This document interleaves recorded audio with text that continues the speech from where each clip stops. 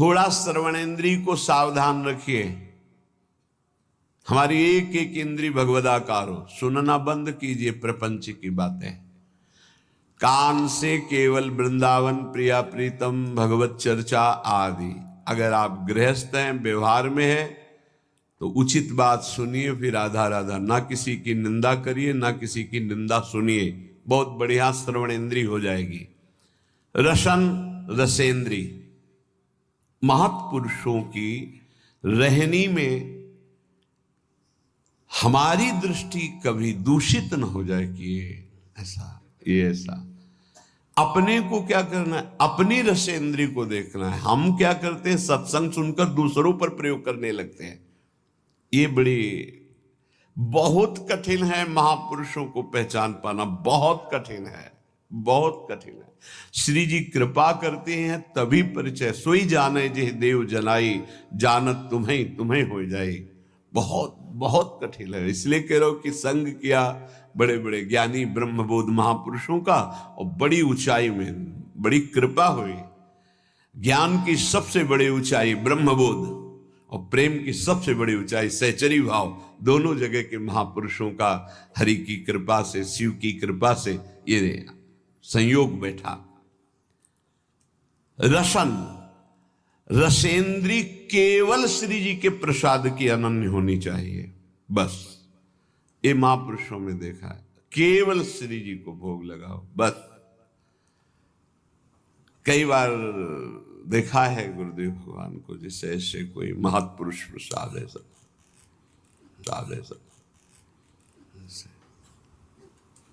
कभी नहीं देखा। महाराज ऐसे रखते तो कभी नहीं। रसिक अनन्य, लाडली जू के अनन्य, बस न लाज तीन लोकन की, न वेद को कहो करे। जाके बल में सब सो तोरी, लोक वेद कुल काली। बड़ा अनन्य स्वरूप। एक अन्य मार्ग के अवलंबी आए लाडली कुंज में। महापुरुषों से शिक्षा मिलती प्रत्येक। बैठे रहे महाराज जी, संभाषण तो करते ही नहीं थे। जहां कोई आता तो कहते पद सुनाओ, पद सुनाना शुरू कर। जब वो जाने लगे तो ऐसे महाराज जी से किया। महाराज जी 2 कदम पीछे हट गए। अयोग्य हूं शब्द थे, अयोग्य हूं। नहीं नहीं, आपका हमारा सौभाग्य होगा। फिर हटे, नहीं अयोग्य हूं। तो उनसे हमने इशारा किया महाराज जी। जब वो चले गए तो पूछा महाराज जी क्यों नहीं? तो उनका सब भगवत स्वरूप है, पर जो हमारी श्री जी की सेवा में नहीं, आलिंगन नहीं कर सकते।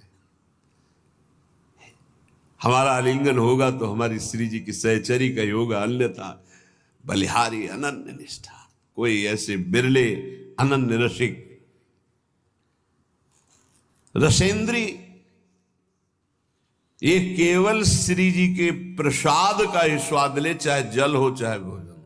अगर चूक हो गई तो ध्रुवदास जी ने लिखा है कि अगर अमनिया आप लेते हो तो ताको बड़ो अपराध है। ये आपकी बुद्धि को रस क्षेत्र में नहीं जाने देगी। ये आजकल ऐसी बहिर्मुखता चल गई, बोतल खोली ऐसे खड़े खड़े पे। नहीं भाई, जल पीना, रुकिए आप। अगर आप वैष्णव हैं तो आपके पास झोली होनी चाहिए, गिलास होना चाहिए। आप ले लीजिए गिलास, उसको धोइए, जल भरिए, राधा वल्लभ लाल की जय, प्रभु जल पान कीजिए। भाव में 1 सेकंड लगता है, राधा राधा राधा, पान कर लिया। पानी भी बिना अर्पित किए हुए, बिना नाम लिए पानी। अपनी तो पद्धति है कि जब भोजन के लिए बैठते हैं तो पहले नाम कीर्तन होता है, फिर आचार्य गुरुजनों की जयकारा होती है, तब प्रसाद पाया जाता है। चलो आप लोग गृहस्थ हैं, इतना समय नहीं है, तो एक बार तो बोल दीजिए राधा वल्लभ लाल की जय और भगवद अर्पित कीजिए, फिर पाइए। अगर आप ऐसे प्रसाद पाएंगे तो आपकी रसेंद्री सार्थक हो जाएगी। नहीं, फंसाए है रसेंद्री। कितने घृणित हैं, शरीर के अंगों को खा रहे हैं। वो जिसे कहते हैं, वो फोड़ के देखो क्या लिबलिबा भरा है, दलित दुराए, उसको खा रहे। कह रहे हैं हम बहुत बलवान हो जाएंगे। अध्यात्म बल बड़ा होता है या शरीर बल बड़ा होता है? जीत के दिखाओ काम क्रोध लोभ मोह मद मत्सर को। ये भक्षा भक्ष खाने वाले जीत के दिखाओ तो तुम्हें महावीर समझे। अगर कोई जीता है आज तक इन शत्रुओं पर तो अध्यात्म बल से जीता, शारीरिक बल से तो रौंद देंगे तुम्हें। क्या शारीरिक बल? जे गिर चरण दे हनुमंता, चले उसगा पाताल तुरंता, जिम अमोघ रघुपति कर बाना, ये ही भांति चले हनुमाना। ये वीरता आती है नाम भगवान का निरंतर चल रहा सात्विक भगवत पार्षद में अध्यात्म बल से। हे इधर उधर जीव जंतुओं को उबाल करके बेचारे बलहीन पशुओं को भक्षण करना, इन राक्षसी वृत्ति से थोड़ी बल आता है। हे अभी रसेंद्री की तृप्ति के लिए भाग रहे, कौन बना रहा कोई मतलब नहीं। होश में रसेंद्री को शासन में नहीं रखोगे, भजन नहीं होने वाला। इधर उधर के भोजन पाओगे, भजन नहीं। बहुत कीमती मनुष्य जीवन में भगवत साक्षात्कार कर लो। सत्संग हो रहा केवल अध्यात्म के लिए, मनोरंजन की कथाएं नहीं है। इंद्रियों को संयम में रखिए, बचिए ऐसे आहार से जिसको तुम जानते नहीं, परिचय नहीं है तुम्हारा। बनाने वाला कौन है जिसको पता नहीं। धान हमें लगता है कि बहुत जानकारी से, पहले कहा जाता था पानी पियो छान के, गुरु करो जान के, ऐसे कहा। हमें अब लगता है उल्टा करना चाहिए। गुरु करो छान के, एक एक गुण अवगुण की छानबीन करो पूरी, और पानी पियो जान के। कौन है, कहाँ का है, कैसे आचरण का है, कौन सा पानी दे रहा है, कौन से गिलास में दे रहा है, उसी में शराब पिया उसी में पानी दे रहा है, बहुत जानकारी करके। सच्ची मानिए आज जो भजन में उन्नति नहीं और उसका कारण खान पान विभाग है। रुचि ही नहीं हो सकती ऐसे अपवित्र भोजन करने वाले को भगवान में। मन मानी तुम खान पान विभाग। अगर आप प्रतिग्रह लेंगे और धनियों की चाटुकारिता करेंगे, रसेंद्री में रहेंगे, तो बांटगिरी करेंगे, भगवत चरणारविंद की भक्ति नहीं होगी। एक बार देखा, भ्रमण करने में मतलब बहुत उपलब्धियां प्राप्त होती हैं। सेठ जी गिरदा लगाए तखत में बैठे मूंगफली खा रहे हैं, प्रवचन करता आके चौकी पे बैठे हैं, उनको सुना रहे हैं वो जी, बीच बीच में खोपड़ी। शास्त्र का अपमान और उसके प्रवचन का अपमान हो रहा है, और ये धनी केवल समझ पा नहीं रहा, इसकी दुर्गति पक्की है। कार्य हो रहा भागवती दिखाई दे रहा है।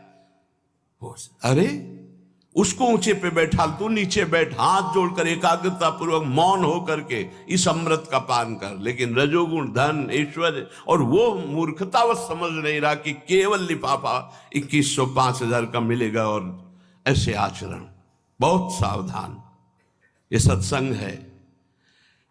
स्पर्श होता है सुखद दुखद या शरीर भोग, ये त्वगेंद्री का सुख होता है, स्पर्श सुख।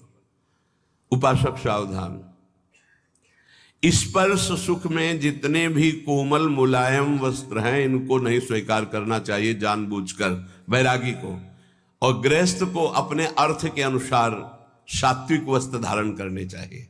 विरक्त को ऐसा कोई भी बड़ा कीमती बड़ा सुखद, जितने से काम चल जाए उतने से पक्का समझो।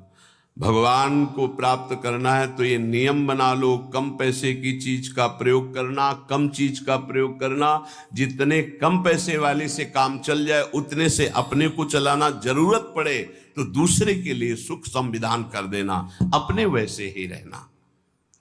स्पर्श सुख गृहस्थ में धर्म मर्यादा के अनुसार, विरक्त में पूरी लक्ष्मण रेखा के है।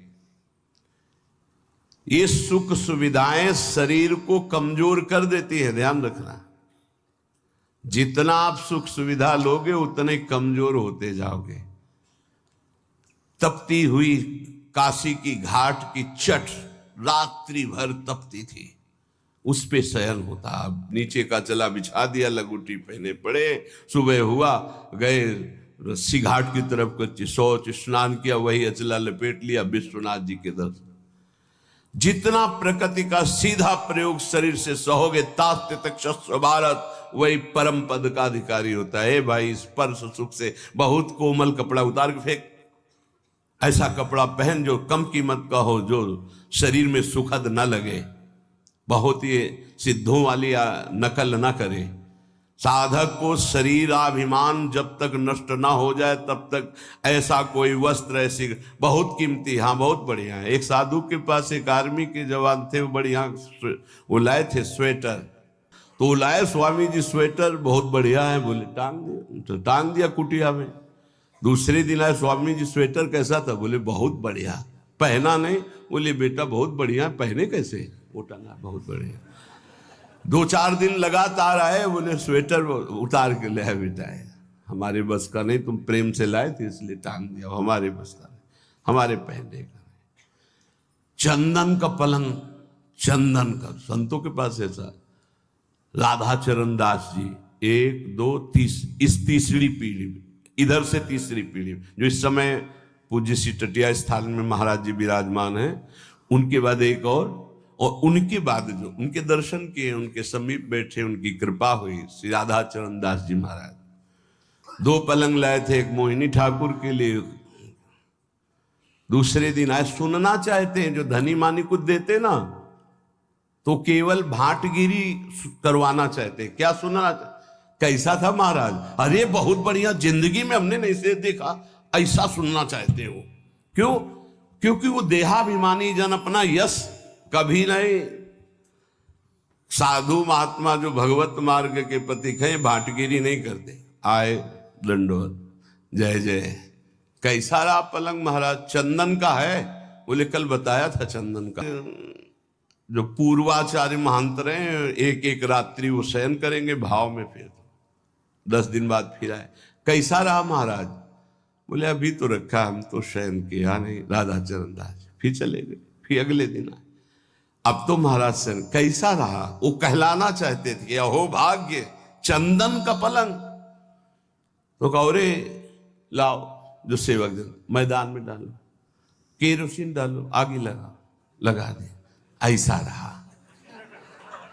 और कहा दोबारा जो है चटिया स्थान में आप मत आना, राधाचरण दास जी महाराज। क्यों? ये संतों की रहनी। एक बार कोई बहुत बड़ी नृत्यांगना जो है गए, परिचय दिया गया कि अमुक हैं, बॉलीवुड में भी और ऐसे यहाँ के भी ऐसे। तो बोले नाचना चाहती हैं। तो बोले जानते हो किनकी सभा है? ये ललिता सखी की सभा है, जहाँ बिहारी जी नाचते। चल तुम्हारा कौन नाच देखेगा, जा यहाँ से। ऐसे भगा दिया। जो इस समय संसारी पुरुष जो है ना, साधुओं की भावना को नहीं समझते। यहां जब तक आप नाम जप नहीं करोगे, दैन्य नहीं होगे, तब तक आप श्री जी के सामने गा नहीं सकते। यहां जो गायन बजायन, अगर आप एक पद गा लिए हो ना, तो महारानी जी की बड़ी कृपा है। श्री जी का नाम नहीं, गुण नहीं चल, ये नहीं। तो यहां स्पर्शन, श्रवणेन्द्री, रसेंद्री, ये बहुत ध्यान देने योग्य बात है कि अपने को अपनी महारानी जू, अपने लाल जू, बस दूसरी चर्चा नहीं। जो दैन्य होके आया और रोवा वहां, तो हमने देखा यहां पास हो गया। अहम जरा सा किया, हाँ, जहां मान गुमान लकुटले ठारी डरपत कुंज बिहारी, वहां आप गा रहे हैं। ध्यान रखना, महारानी जू यहां विराजमान महारानी जू हैं। क्षणक घ्राण में एक क्षण भी कोई सुगंध ऐसी मत सूंघना जो प्रियालाल को अर्पित न हो। अभी आने लगेगा प्रियालाल के प्रति ठसक हमारे माई श्यामाजू को राज। ये कोई भी सुगंध श्री जी को अर्पित है। हाँ, ओह भाग्य, श्री जी को अर्पित नहीं है। नहीं, हमें नहीं ऐसी सुगंध सूंघनी जो हमारी प्रियाजू ने पहले स्वीकार ना किया हो। हमारी घ्राणेन्द्री पतिव्रत धर्म की तरह, रसेंद्री, श्रवणेन्द्री, वाकेंद्री, कौपीनवंता खलु भाग्यवंता, कौपीन लगाए हुए हैं। और पवित्र, परम पवित्र, ये जो प्रतिग्रह रहित तो वस्त्र हैं, परम पवित्र हैं, वो धारण। एक प्रार्थना है उपासकों से, जब तक आपका वस्त्र शरीर रक्षा के लिए समर्थ है तब तक दूसरा वस्त्र मत लो। क्यों लेते हो? 2 कौपीन 2 मार्किन नीचे पहनने के लिए, ऊपर के 2 वस्त्र बहुत, बस। इसके अलावा बक्सा नहीं होना चाहिए कि तह लगा करके, नहीं, ये गलती ना होने पावे जीवन में। अगर विरक्त भाव में हो तो जितने से शरीर ढकता है, और वो ढकने वाला कपड़ा जब तक नष्ट ना हो जाए, नष्ट ढकने की क्षमता नहीं रह गई, तब तक वस्त्र का परिवर्तन नहीं होना चाहिए। फट गया है तो गांठ मार लो, उससे शरीर ढके रहो। जरूरी थोड़ी कि तुम्हारे पास जो वस्तु तुम्हारे लिए है, नहीं, हम सेवक हैं, हमारे पास वस्तु आई, उसका विस्तार से सबको जिसका अधिकारी उसको दे देते हैं। जैसे सूर्य प्रकृति से अपनी उष्ण किरणों के द्वारा जल संग्रह करता है और समय आने पर वर्षा देता है, ऐसा साधु होता है। जो संग्रह हुआ, जो ऐसे श्रद्धा विश्व दिए, वो उन्हीं में लगा दे। खाओ पियो, मौज करो, कीर्तन करो, मंगल करो, समाज का मंगल हो, स्वयं उसका उपभोग नहीं। ये बिल्कुल रहने को सीख ले वैरागी। गृहस्थ अपने धर्म से कमाए हुए ही वस्त्र का, भोजन का प्रयोग करे, चाहे जिस तीर्थ में जाए, न वहां कोई वस्त्र स्वीकार करे, न वहां कोई सेवा स्वीकार करे, न वहां का भोजन स्वीकार करे। अगर स्वीकार करे भोजन आदि, सेवा आदि, तो उसका अनुपात लगा के कि ये अगर हम बाहर खरीदे तो कितने का मिलेगा, 100 का, तो हम 100 रुपया वहां के ठाकुर जी में रख देते हैं। वो ले ना ले, 100 रुपया रख देते। गृहस्थ कभी किसी का नहीं, तो आपका सुकृत, आपका भजन सुरक्षित। विरक्त तो आपका सुकृत, आपका तप, आपका भजन सुरक्षित। जो श्रीपाद कह रहे हैं, फलम वा मूलम वा किमपि दिव शांति कवलयन, 24 शाम टाइम, फलम वा मूलम वा किमपि दिव शांति कवलयन, फल मूल अथवा अन्न आदि कुछ भी मिल जाए 24 घंटे में एक बार पेट भरने के लिए पर्याप्त है। चलो, श्री जी का प्रसाद 3 बार मिलता है, लेकिन प्रमाद स्थिति के लिए नहीं। अल्पाहार कीजिए और खूब भजन परायण रहिए। सच्ची मानिए, बड़ा धोखा होगा अपने साथ यदि हम खान पान सुख सुविधाओं को स्वीकार करके भजन न करें।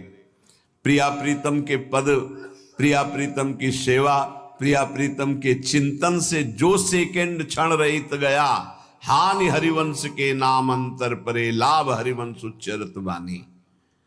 तब सुख हरिवंश गुण नाम रसना रटत, और बहुवचन अति दुखदानी। वाणी से निकले तो प्रिया प्रीतम के पद, प्रिया प्रीतम का नाम, प्रिया प्रीतम की बात, नहीं तो और बहुवचन अति दुखदानी। और कुछ बोलोगे फंस जाओगे, माया तुम्हारे चित्त को विक्षेप में डाल देगी। फलम वा मूलम वा किमपि दिव शांते कवलयन। सुन लो, स्थिति से चलना। बोले बंद आज से, अब 10-5 दिन समय के केवल पाएंगे, और शाम के इतना पाएंगे कि सुबह दोपहर शाम अगर तीनों पाते थे उससे ज्यादा, तो भी भजन नहीं होगा। ये भी बात समझ लो कि एक बार बैठ गए तो दबा के 3 बार वाला हिसाब पूरा कर लिया, तो अब उसके पचाने में पूरी जीवनी शक्ति लगेगी, भजन में नहीं लगेगी। इस संयम के लिए लिखा है। देखो, जब आपका ब्रह्मचर्य ठीक रहेगा तो ज्यादा मांग अंदर नहीं होती, क्योंकि पर्याप्त शरीर चलाने के लिए महान शक्ति ब्रह्मचर्य का संचय है। तो ज्यादा ये सब खत्म हो जाएगा आगे चल करके। अभी नए अवस्थाएं हैं तो ऐसी भावना हो भी सकती है अच्छे अच्छे पदार्थ खाने की, ऐसा होता है। पर आगे चल करके अगर हृदय से तुम पूछोगे क्या पाना चाहते हो, तो कुछ नहीं, कोई निर्णय ही नहीं निकल पाएगा। जो प्रारब्ध अनुसार भगवत प्रसाद मिल जाए उसे शरीर में डाल लिया। वो बहिर्मुख साधक होता है जिसकी एक रहनी नहीं होती। आज हाथ में करवा है, कल कमंडल है, परसों कुछ नहीं। आज रज लगी हुई है, कल कुछ, ऐसे नहीं। एक रहनी, जीवन भर एक रहनी का पालन करते हैं संत जन। एक रहनी, आपकी रहनी ही आपकी स्थिति का परिचय देती है। चंचल रहनी, आज कुछ कल कुछ, बोल कुछ रहा है, दिखावा कुछ है, आचरण कुछ है, व्यवहार कुछ, ये सब प्रपंच नहीं। बहुत धैर्यपूर्वक एक रहनी में 20 वर्ष चलना चाहिए। ये है कल ऐसा कर, ये सब नहीं, एक रहनी। महापुरुषों की एक रहनी देखी गई है। फिर वो जो स्थिति आती है वो बात अलग होती। स्थिति का नाटक करना और स्थिति आने में बड़ा अंतर होता है।